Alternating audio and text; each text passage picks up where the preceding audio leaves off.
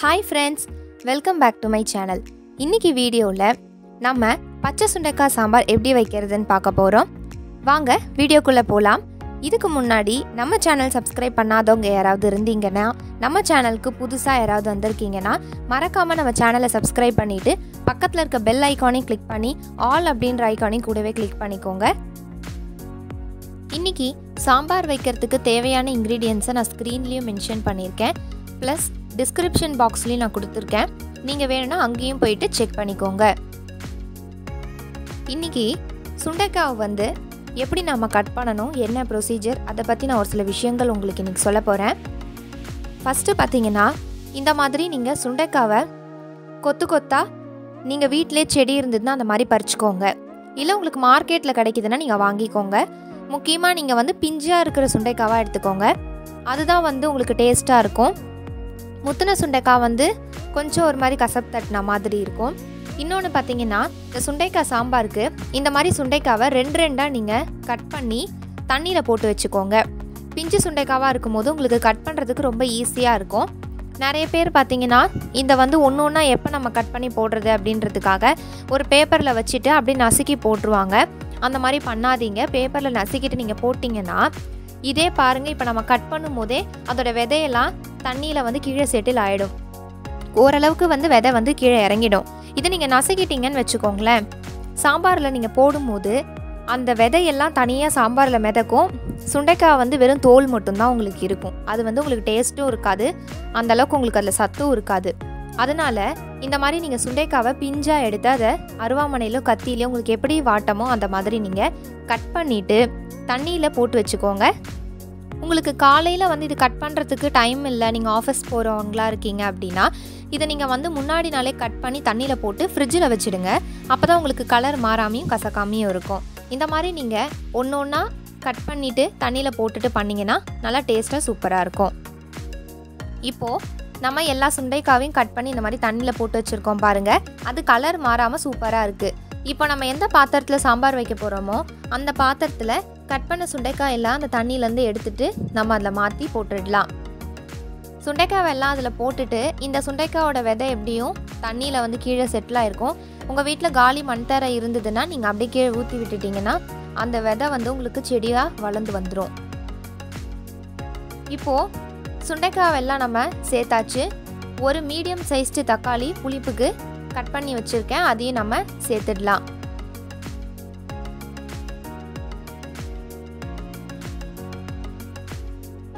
தக்காளி சேர்த்ததுக்கு அப்புறமா சாம்பாருக்கு 1/2 டீஸ்பூன் மஞ்சள் பொடி அதையும் ஆட் பண்ணிடலாம். அடுத்து சாம்பாருக்கு நான் 2 டீஸ்பூன் சாம்பார் பொடி சேர்க்குறேன். உங்கள் சாம்பார் பொடி காரம் எப்படியோ அதுக்கேற்ற மாதிரி நீங்கள் பார்த்து அட்ஜஸ்ட் பண்ணி போட்டுக்கோங்க. சாம்பார் பொடி சேர்த்ததுக்கப்புறமா கல்லுப்பு 1 டீஸ்பூன் அதையும் சேர்த்துடலாம்.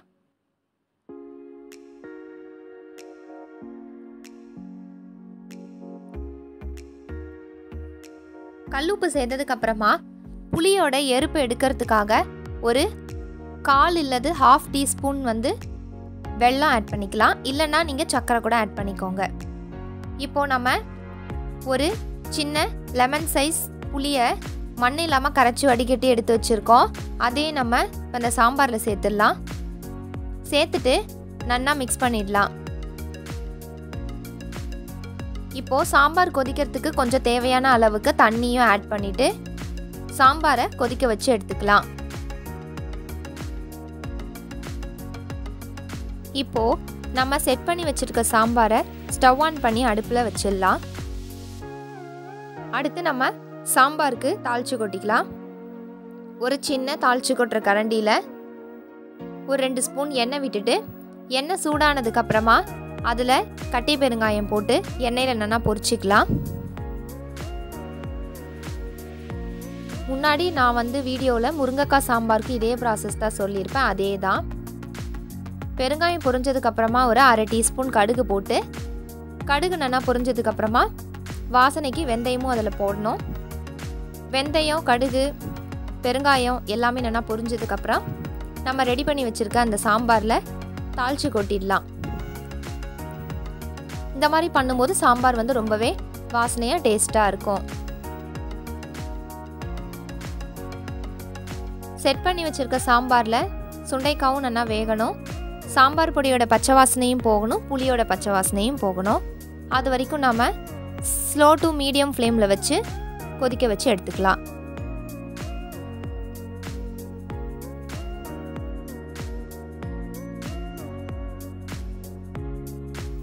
இப்போ சாம்பார் நல்லா கொதிச்சிருது. 100 கிராம் துவரம் பருப்பு மஞ்சப்பொடி போட்டு ப்ரெஷர் குக் பண்ணி எடுத்து வச்சுருந்தேன். இப்போ அதையும் நம்ம சேர்த்தாச்சு. சேர்த்துட்டு நல்லா மிக்ஸ் பண்ணிக்கலாம். மிக்ஸ் பண்ணிவிட்டு சாம்பார் வந்து கொஞ்சம் திக்காக இருந்ததுன்னா அதோட கன்சிஸ்டன்சி பார்த்து நீங்கள் அட்ஜஸ்ட் பண்ணிக்கோங்க. அட்ஜஸ்ட் பண்ணிவிட்டு தண்ணி கொஞ்சம் ஆட் பண்ணிக்கோங்க.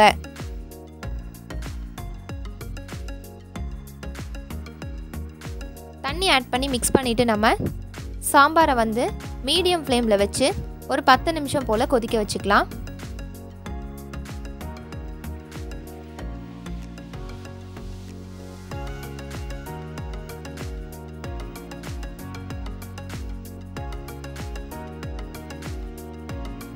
அடுத்து வாசனைக்கு கருவேப்பிலை கொத்தமல்லி கிள்ளி வச்சுருக்கேன். அதையும் நம்ம சாம்பாருக்கு மேலாக சேர்த்துட்டு மிக்ஸ் பண்ணிவிட்டு கொதிக்க வச்சுக்கலாம். இந்த பச்சை சுண்டைக்காய் சாம்பார் வந்து மற்ற சாம்பார் மாதிரி இல்லை. ஆனால் பண்ணுற ப்ராசஸ் எல்லாம் சேம் தான். பட் நீங்கள் இதை சாப்பிட்டு பாருங்கள், ரொம்பவே சூப்பராக டேஸ்ட்டாக வித்தியாசமாக இருக்கும். நீங்கள் கண்டிப்பாக இதை ட்ரை பண்ணி பாருங்கள், ட்ரை பண்ணலன்னா.